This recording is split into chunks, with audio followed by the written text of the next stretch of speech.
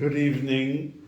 This week's Parsha, Parshas Vayechi, the final Sedra of Sefer Bereshis, when we all stand up and in unison call out Chazak, Chazak, V'nis Chazek, re-strengthen, revive, and refresh ourselves going into the next Sefer, the next period of time of Klal Yisrael, finishing with Adam Arishon at the very beginning, and then going into Sefer to Yosef HaTzadik as the concluding topic of Bereshis, and then we stand up and we call out to everyone near us and to ourselves, V'nis Chazek, that we should be strengthened and reverberated, refreshed in every which way. Now, I do want to say to you that this week we all fasted on Tuesday. It was Tainus Aser B'Teves, and there is a uniqueness about Asar B'Teves, and I share it with you even though we've passed, because the lesson of it I think is very important. Asar B'Teves, basically Yerushalayim was surrounded. There was no fighting, there was no proceeding to the Bais Hamikdash to destroy it, but it was the beginning of all the problems. And the Sfarim say, the Avudram, who was a Rishon and lived around 800 years ago, already talks about the fact that Asar B'Teves had uniqueness which was shared only with Yom Kippur. That means when we have Tisha B'Av, on Shabbos, we push it off to Sunday. But when Yom Kippur, because it says Be'etzem Hayom Hazeh, we don't push it off. The word Be'etzem, in the essence of the day, requires us to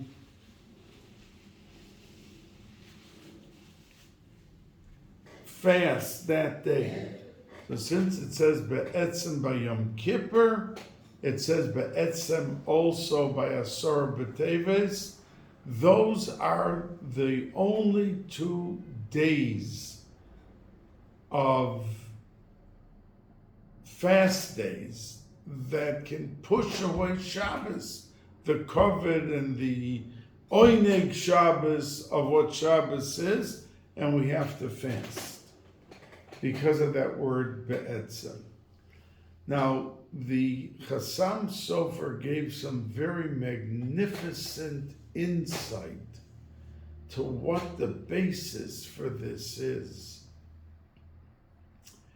And he says that any time that there was a fast al ha'osid that affected or was faced, and the supreme consideration of the day was what's going to come out, we were able to fast Shabbos. And he brings a raya, excuse my raspy voice, as I do have from time to time. I just got off the plane from Yisrael, and I'm not the best traveler, so forgive me if I'm a little bit raspy. The Chassam Sofer says that a person who has, the halacha is, a bad dream on Friday night, on Shabbos. So the halacha is that if he could find 3 people Shabbos morning, there is a nusach in the Siddur of Rav Yaakov Emden called Hatovas Chalom. The 3 people sit down, the 3 men, and the other person who had the dream stands opposite them, and he says a certain nusach, that I had a difficult dream, and they answer him in unison to be mative, to sweeten, to make good the dream, and he doesn't fast. But what happens if he has a terrible dream and he doesn't have the three people to be able to be mative the dream? So the halacha is that is only, and he fasts. He has no three people. The halacha is he fasts. But the Chassam Sofer points out that he only fasts when the bad dream was about the future. If the dream was about something that was negative in his life, or that was being projected, what's going to be, or something's going to happen all in the future, that's when he fasts. But if it's about the past, he does not fast. Asar B'Teves, the whole Tzara, was about what was going to be. Tisha B'Av was the destruction, what actually happened. But Asar B'Teves was the beginning of what's going to happen to Klal Yisrael with the two Batei Migdash and with everything. So since it's the day of projecting, that would require us to fast. And it would even be Doicha Shabbos if it came out Shabbos. Now, according to our calendar, since Shmuel HaKotan 1700 years finalized the calendar, because before that it wasn't final, so we fasted many times. We weren't sure, there was a question when this will be or that will be. But once he finalized, we knew for 1700 years, 1800 years, that when it would fall out. And it was so structured that it shouldn't come out on Shabbos. But before that structure was in place, if it was Shabbos, we fasted on Asara B'Teves. And says the Chassam Sofer, that's the reason that we fast on Asara B'Teves, because if Asara B'Teves comes up, for instance, Friday, if Purim is Sunday, we don't push it back to Friday, because you're not supposed to fast going into Shabbos. And we fast Thursday before Tainus Esther. However, when it comes to Asar B'Teves, and now on our calendar, like last year, was on Friday, we do not push it off anywhere, not behind, not forward. Because it says Be'etzem, we fast on that day, and we end up going into Shabbos, Friday, with breaking our fast with Kiddush.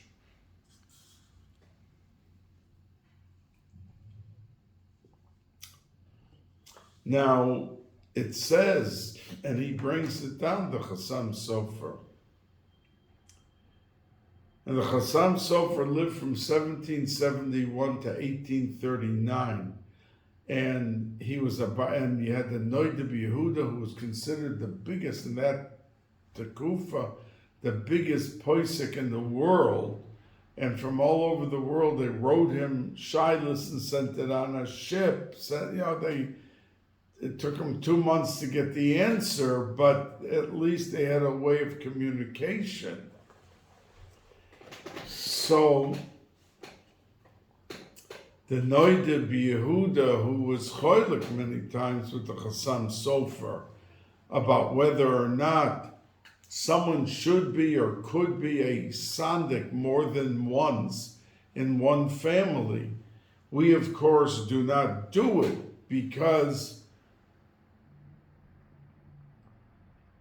Rabbi Yehuda HaChassid, who lived 900 years ago, he was friends with the Balei Toises, said not to do it. So we therefore do not have in one family the same sandik twice. now a Rav or a Rosh Yeshiva, and that was the Taina of the Noda B'Yehuda, and they're very sharp letters they wrote back to each other to disagree. His proof was, look at every Rav and every Rebbe, or every tzaddik, that a family will take someone twice, and answered the Chassam Sofer that we don't do such a thing. It's not because of that, it's because of Rabbi Yehuda HaChassid, and that's how it remained really to today. The Sfardim really didn't accept much of Rabbi Yehuda HaChassid, but besides the community of the Sfardim, there was a very strongly rooted Hanhaga according to Rabbi Yehuda HaChassid.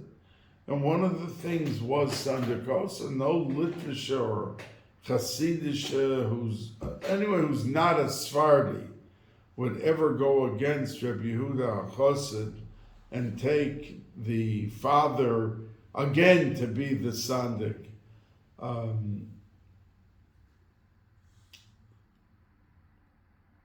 Rabbi Yehuda HaChassid was the one that said you don't have two sisters marry two brothers, and you don't redo a house without leaving a hole for the shadim to go out. He has the whole thing, and people were so afraid of Rabbi Yehuda HaChassid that they were afraid to do anything against what he had said. But I wanted to share this about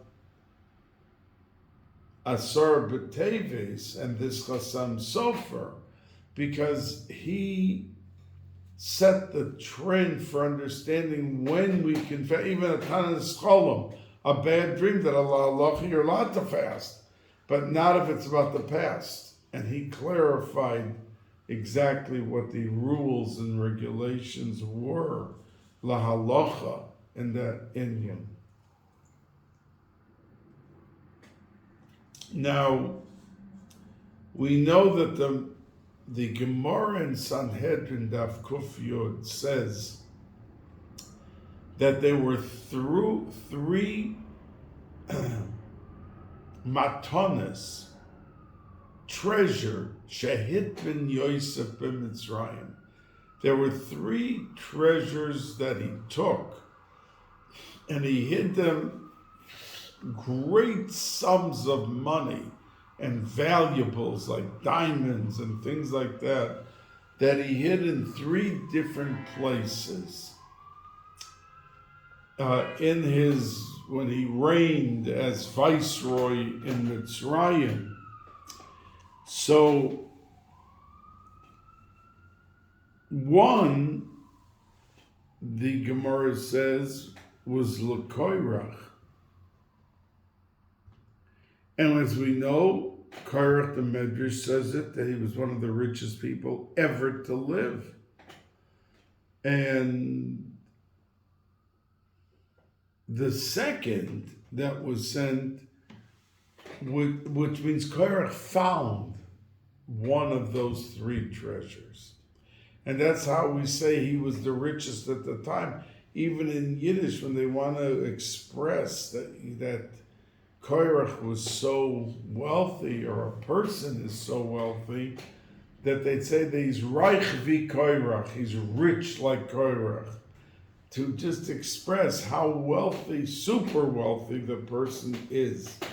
But the second one that Yosef had hidden, Antoninus found and became fabulously wealthy. Antoninus was Anthony.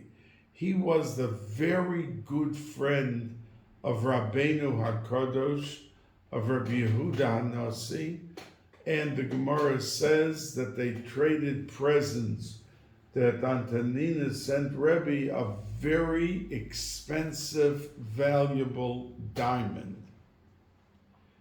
And Rebbe sent him back a mezuzah. And the Gemara says that Antoninus wrote a letter to Rebbe, a message. I sent you such a valuable thing, and then you send me back a piece of paper.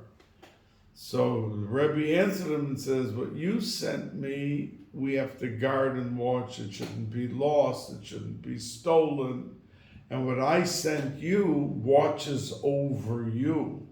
And indeed, the Gemara says his daughter got deathly sick, and she was near death. And Rabbeinu HaKodesh, when Antoninus sent him a message, daven, pray for her, do something. So Rabbeinu HaKodesh says, I sent you the mezuzah. And they hung it on her doorpost, and she became better and lived on. So that was the second one to find the rich treasures that Yosef had planted and hid in Mitzrayim. And the third, the Gemara says, is liyasud lavo, for the tzaddikim, that they will find these treasures and they will have great hana, pleasure from it. Now,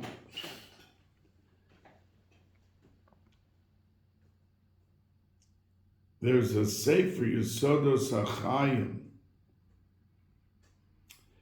who says that what Yosef buried these treasures, it was not, the Gemara only gives it as like a allegory, like a example, but it wasn't the actual money. What he buried and put into the teva that should be available to come and sprout forth and flourish was, the following. HaKadosh Baruch Hu, when he wants someone to lead in the world, you can have the biggest opposition and it's not going to help. And you could take Yosef, as he does, in his Sefer, he lived like 150 years ago. And he says, he delineates, take a look at Yosef. He was grabbed by his brothers, thrown into a pit to die. There were snakes and scorpions in that pit. They took him out. He was sold like a prisoner to Mitzrayim, to Potiphar. And then he ended up in another prison for 12 years. So you would think he would be the last on the face of the earth to become the viceroy, the second most powerful person in the world. But the answer that he says is that all of his events for the first 30 years of his life pointed to disaster, zero success, but HaKadosh Baruch Hu wanted him to be the leader. So the lesson is that in face of the most severe diversity, and here the brothers wanted to kill him, and here everything that was going on, but Hashem wanted him to become viceroy, he becomes viceroy. That was the first lesson. Antoninus was a different lesson. And that's what it means. In other words, it's like a treasure in life. It's like something that could lead you and guide you down a certain path which goes against everything that you see in front of your face. But the bottom line is, HaKadosh Baruch Hu wants you to succeed, you succeed. Now, the comparison with Antoninus is that even though, and he talks about it like the reason for anti-Semitism, that the cause is because we're different from everyone else. I remember when, Joe Lieberman became the vice president candidate. He didn't become the vice president, but he almost was there. And at a public gathering of Reform rabbis, somebody got up and asked the Reform rabbis that your policy of having the Jews accepted in the communities of the world was they have to become more and more like the Goyim, the communities. And that's why you took off your yarmulkes and you ate food, which was treif, to be more and more that you will become acceptable. So how do you explain that Joe Lieberman, an Orthodox Jew, who does all of this, is the first Jew in the world to ever become the vice president, the potential vice president, and be included at that level, together with Bush? With Gore. But it proved what the lesson of Antoninus was. Rebbe was his best friend, and there was no compromise. He didn't have to take off his yarmulke or not have a beard to be able to continue and have the friendship flourish. But it flourished and it became a tremendous cementing friendship one to another.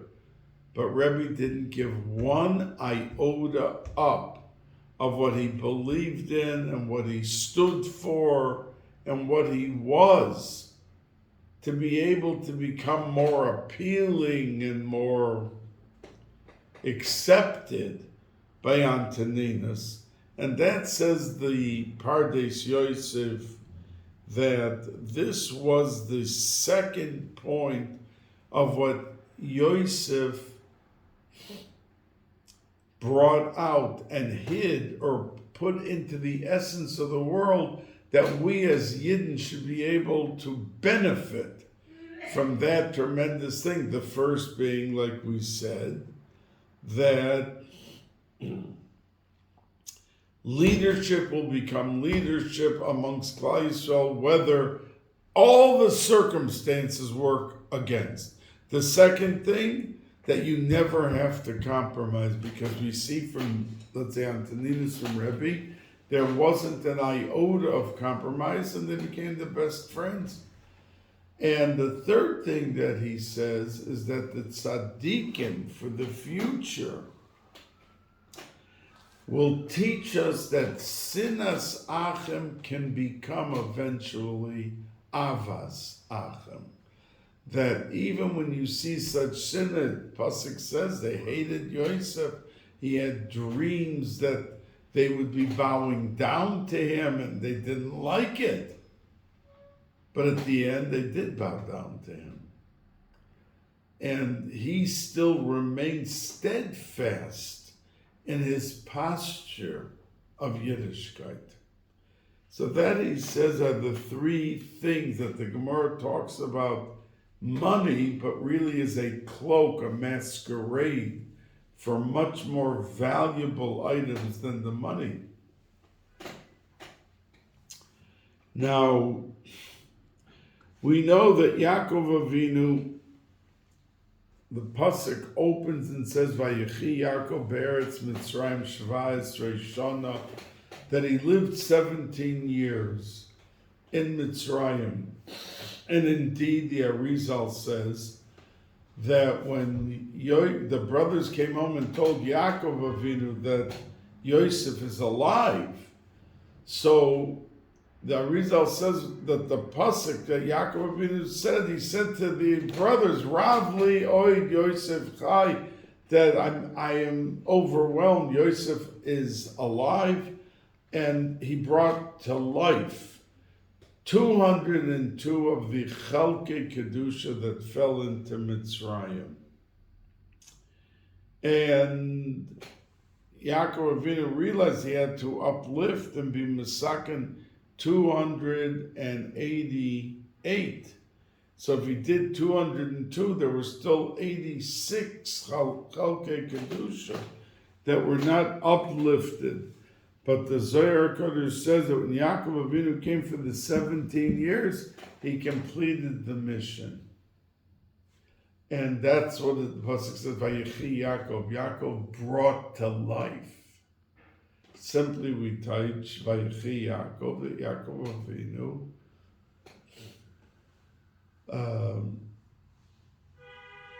lived in Mitzrayim 17 years. But the point being, it wasn't just that he lived there, because he was the essence of bracha. And like it says that the Nile was drying up completely. Yaakov Avinu came into Mitzrayim, it suddenly started quickly going up to its fullest capacity. Or they were told that there's 7 years of feast, and then there's going to be 7 years of famine. So when Yaakov Avinu came down, 2 years of the famine already, they finished the 7 plentiful years, and then they plunged into the 7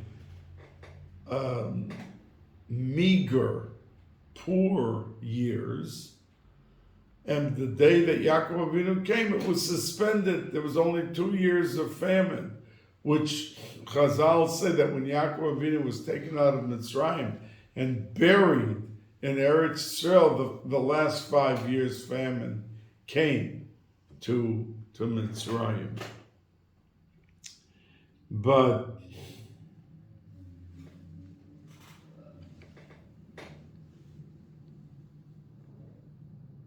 because in this Sedri, Yaakov Avinu is Nifter, and Yosef is Nifter, yet it calls, and yet the Sedri is called Vayechi, life, when the two important events.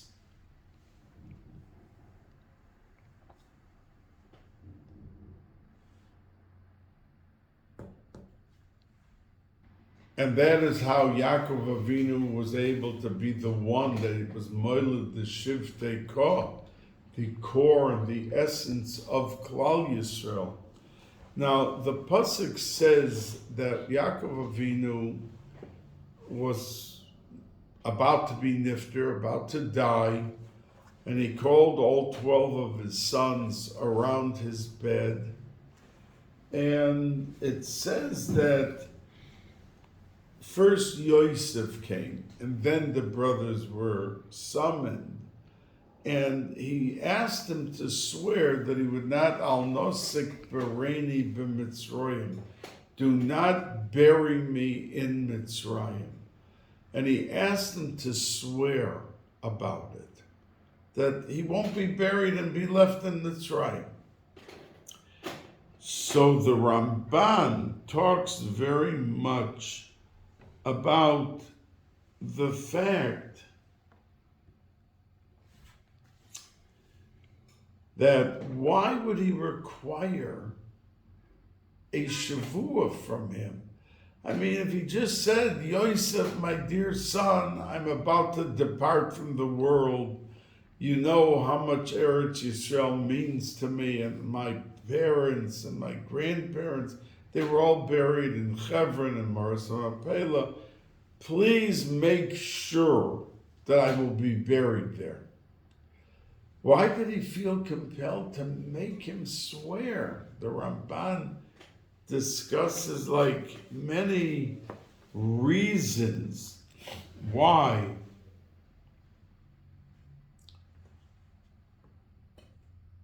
He wanted him only to swear. So one teretz the Ramban says is just in case Paro, who saw such bracha come to his country because Yosef was there, would say to him, please, I want your father to stay here. We want the bracha. And indeed the famine, as I just said, as soon as they took his Aron out, the famine began again. So Paro would have been right. We want Yaakov Avinu here in Mitzrayim. But once Yosef swore, there was no going back. So even if Paro, even if Paro would have asked him to do me the personal favor, he couldn't. If he didn't make a shavua, he could pressure him into it. The safety of all the Yidden here, he would have 10 reasons to rationalize and justify having him there, having him buried and stayed there in Mitzrayim. But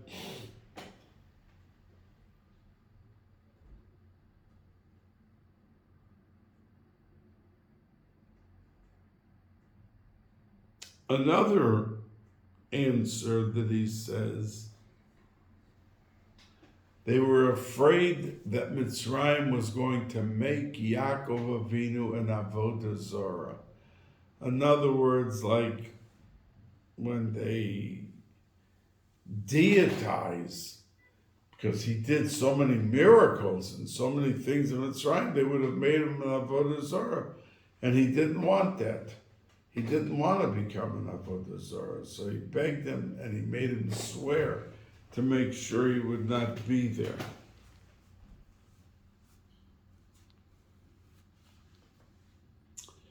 Now, Adam Arishon, for his chatoim, he did 3 basic things that hurt Klal Yisrael. And it says, the Arizal brings it, Avram Avinu, it was like avodah zarah, because of HaKadosh Baruch Hu told him not to eat from the Eitz Hadas, and he went and did his own will. That's like a type of an avodah zarah, meaning detouring from what Hashem wants. Hashem is the boss of the world. Hashem tells you what you should do, what you shouldn't do, and you go do what you want against what he tells you. That's like a category of avodah zarah through your actions. So the Arizal says that Avram Avinu, by throwing himself into the kivshan eish and not bowing down to the avodah zarahs, the blood of what the problem that was caused, the negativity, that by him stepping forward and putting his life in the fire against avodah zarah helped fix the chet of the avodah zarah of Adam Arishon. Now, Yitzchak fixed the fact that Adam Arishon brought death to the world. That means after he had the Eitz Hadas, that was it. He had to leave Gan Eden, and death came to the world. So by giving his own life on the Akedah, he was giving back life, like the tikkun for life that Adam Arishon spoiled because he brought death to the world. And Yaakov Avinu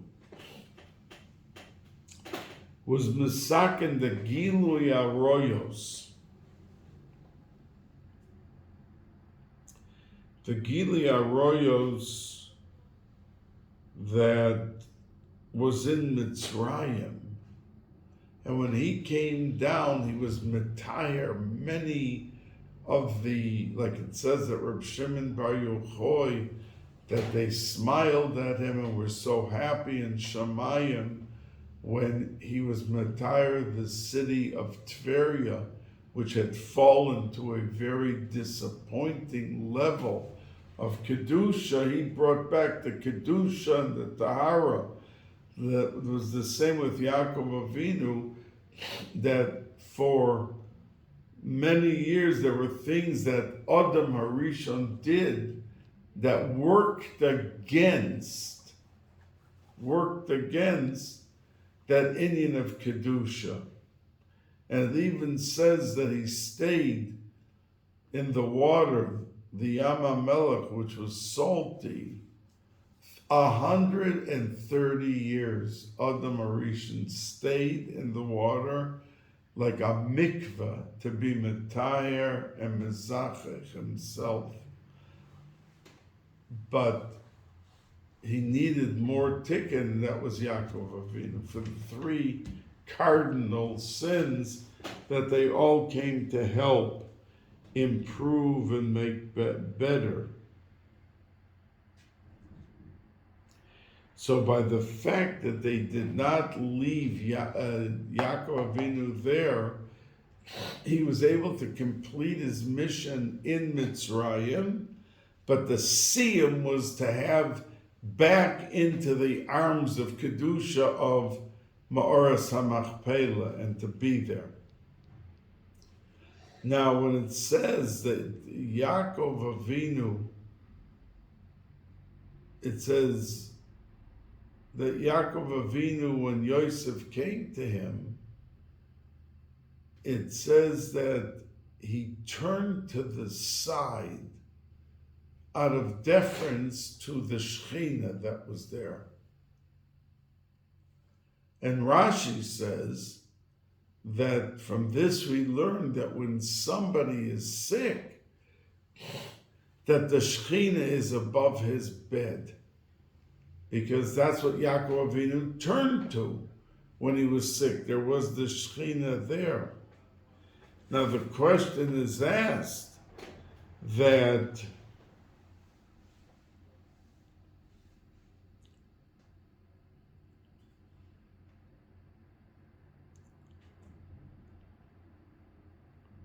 Shechina lemala meirashos of the mita shel choila, and the Mefarshim say interestingly on this Chazal that when many people never, especially sick people, because sick people, when they're very sick, lo aleinu, lo alechem, that there is a feeling that HaKadosh Baruch Hu has deserted them. I have 3 weeks to live. Where is HaKadosh Baruch Hu to help me and to do for me? So therefore, the Shekhinah comes back from Yaakov Avinu. The Shekhinah came back and was above his head because he was so deathly ill at that point, never to give up the emunah that there's a master plan. HaKadosh Baruch Hu knows better for you than you can think. It could be that someone in 5 years later is going to end up with terrible nisyonis and fail on everything. So they're taken away as a chesed to the person. Because at this point you have such chusim, you have everything, you haven't done all the bad things yet.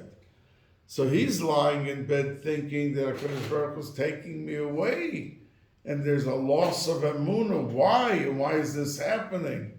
But HaKadosh Baruch Hu is doing it as a toiva, as a favor to the person.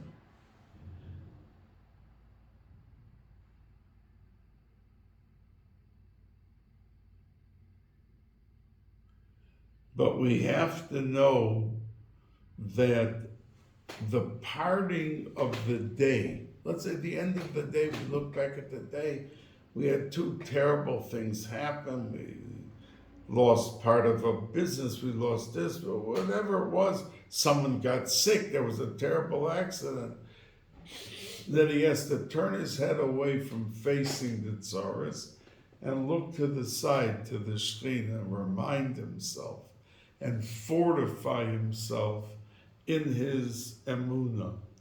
Now, one of the things that Yaakov Avinu said to the brothers was Hamalach HaGoel Osi v'yidgu larov b'kerev ha'aretz. And the Medrash says, interestingly, that the reason that v'yidgu larov b'kerev, that the dogim, that we give an example that Yaakov Avinu was saying that you, Yosef, and Klal Yisrael should be comparable to the fish of the sea, was number one, that there are more fish than any other species in the world. That some say there's a million species in the world of fish. Also, the Mefarshim are quick to point out that there is an unbelievable level of the number of fish, and therefore really no Yid ever has to be worried, because they can't overpower us. There can be incidents that the Yidden fall or that the Goyim take over. But Rashi says, Kedogim halalu ve'ein ayin hara sholetis bahem. That there's no such thing, and that Rashi says the reason that he compared, or he said to Yosef, that there should be the comparison to the realm of fish, because fish do not have an ayin hara. And the tzafnas paneach, the paneach rosa, and the chizkuni, they all say, those two especially, that a person who does not bring on himself a ayin hara, it won't be. That Yaakov Avinu gave the bracha of v'yidgu larov b'kerev ha'aretz, because the fish are the only things of the bria of creation that did not, receive a name. There were no names for fish. That means we have English names or we have different names, but in the Torah, every animal, every sheretz, everybody passed by Ad Marishon, and says the Sfarim and Kadmonim that he was able to look at the animal and understand its essence. It's good, it's bad, it's this. And according to that, he gave the fitting Hebrew name that met their ruchnius. It wasn't just, well, Andrew, John, Anthony, and that. But he gave something that reflects. That's why by us names are so important. And we only give a name by a Sefer Torah for a girl and by a bris for a boy. That's when we give the names, because it connects them with their shoirish neshama. That means if somebody, because he had a grandfather and his name was David, so now they gave this baby David. If min hashamayim it didn't match the ruchnius, the name never would have been given, because it says that a name of someone who lived, the first one, let's say like David HaMelech, he was the first one who had the name David. A nitzutz, a spark of the original David comes into him as he's alive on this earth. So it's not just some ceremony that we look at and that we put names on people. People have the very distinct honor and uniqueness of carrying a name that really gives them the flavor of that original neshama that came to be in a generation. So Rashi says that Yosef was compared, v'yidgal arov b'kerev haaretz, all this beautiful language and beautifulness of how they were called. So it protected them from ayin hara. And the Paneach Rosa stresses, because fish do not pick their heads up. They're in the water, people walk by, they don't see anything. The ones who bring on the ayin hara, they say, are the people who want immediate attention. They do things in their life to pick themselves up and above the surroundings, and it is they who end up bringing on themselves the ayin hara. And from this bracha, it says that when they asked the question that Yosef used to ride in his merkeves and his entourage, so it says the women used to throw themselves at him and throw flowers and jewelry and everything to get his attention because he was so utterly handsome. So, if this was the test given to him, why did he slip?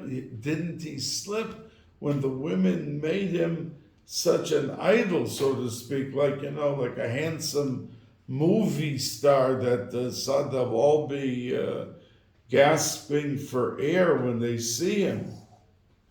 So Yosef HaTzadik should have gotten an ayin hara, but because of this bracha of alei oyin, that there was no effect of ayin hara to him. And one of the Amoraim, I think it was Rabbi Yochanan, he used to sit outside the mikveh so that the women, when they came out, saw him and were so bolstered in their esteem from looking, and they're enjoying the sight of Rabbi Yochanan, the handsomeness, the Gemara says.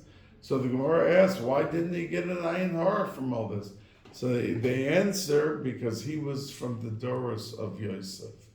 And Yosef was exempt from the ayin hara. The point being that we need to step forward in every which way, not to pick ourselves up above and beyond the regular populace, that if we remain part of the ongoing daily events, part of it, but not rising above to always make yourself stand out, so then ayin hara can never come to the person.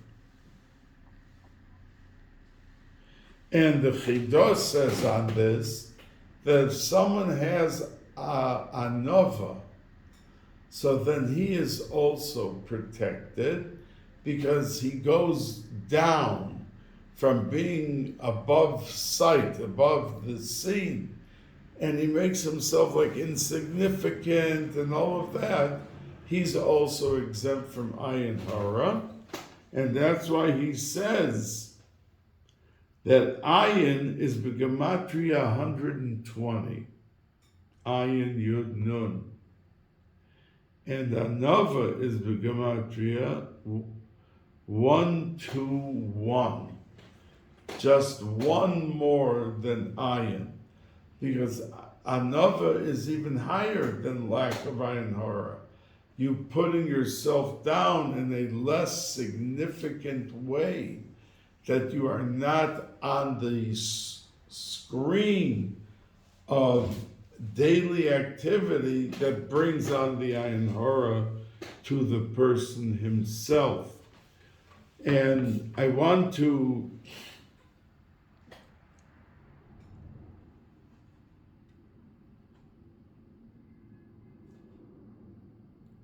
say to you that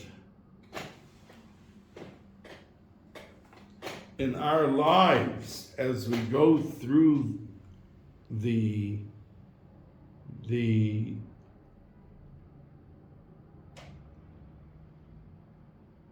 Derech HaChaim, we see that the big winners were always those who were able to some extent be mevatel their ego and look for the extra mile of covet and different things that we have.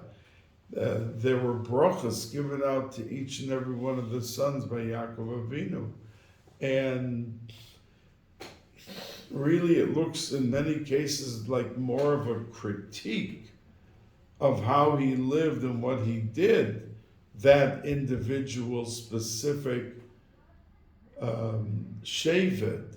Like Reuven, he was supposed to be the Bechor that went to Yosef, he lost it, and Yosef had two sons that were equal to the other Shiftei, and Reuven was supposed to be Kohen Gadol, he lost it, and it went to Aaron. And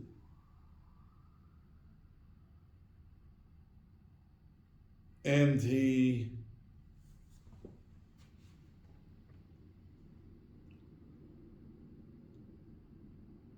because of the silly things that he did, he had kavanah l'shem shamayim, but Yaakov Avinu didn't agree with it, and he took away the Bechor, he took away the Kahuna Gedolah, he took away the Malchus. He was supposed to be the Melech. Then he went to Shimon and Levi and scolded them for what they did. That you went into Shechem, no one gave you the right to do it, and you embarrassed me in front of the world. Therefore, you're going to be the Soifrim Shimon and the Melamdei Tinoikas. And you're going to be, I'm not giving you any land in Eretz Yisrael. You're going to be just scattered. And Shimon was all over. He had no land of his own. His brother Yehuda gave him a little piece so he had where to live. But he had lost it because he felt that there was too much haughtiness in bringing them to the position, even though they were trying to protect and defend the Kedusha and the proper behavior with one of the children of Yaakov Avinu, but still he was criticized. And Levi got it over the head also. He didn't get a chelik in Eretz Yisrael either, and they only got the 48 cities of the Levium for someone who had to run away because he was a hoirig b'shoigeg. But Yaakov Avinu recognized the fourth son, Yehuda, Ata Yoducha Achacha, your brothers understand and know your essence. And he said to him, Kara Shachav Ko'ari. And the Sfas Emes says on those words that you will be compared to the power of a lion in a way that is so outstanding. Why? Because in a moment of test, he admitted that he was the father of Tamar and her husband, and the two twins, that the question was, protect your imagery. You could have justified it will be a chil Hashem if you admit it and all of that. But he didn't listen to any of that. And Korah means to bend over because the Ari, the lion, jumps and is active in devouring or capturing So the other Kara Ari, at the time you are an Ari, the mighty, but in front of the 100 and the whole Madison Square Garden, I didn't understand that. You admitted that you didn't let 3 innocent people be killed like others would have done it, and said, I have to do it because it'll be a chillul Hashem. You would have justified not admitting, but you admitted, which meant you were the lion who went down like a humble person with anivas. But you still remained Ko'ari. You remained the lion, but with the midah of understanding of how you had to behave at that very defining moment. And Mashiach came out from that whole story. From Yehuda, one of the 2 sons, became the progenitor, he became the one who would end up the father of the family and have Oived and Yishai and David, that they would be able to claim the crown of Mashiach. So it really shows us that we have to capture and seize the moment to be able to do the right thing in our behavior, our hanhaga. And what did Yehuda get from it? He got the malchus, because that's the leadership sign that in the most difficult of moments, you can stand up and do something above and beyond that most people would do. And in that role of leadership, you're in the public eye and so much embarrassment, you still do the right thing. And we should be zoicha to do the right thing in our lives. And I hope, Bezos Hashem, next week, to have the shir out, not at the last minute, like as I was in Eretz Yisrael, but to have it already available by late Sunday night. Be'ezus Hashem, a good Shabbos, a freilichen Shabbos, and uplifting with the hischazkus of the Chazak, the Nischazek.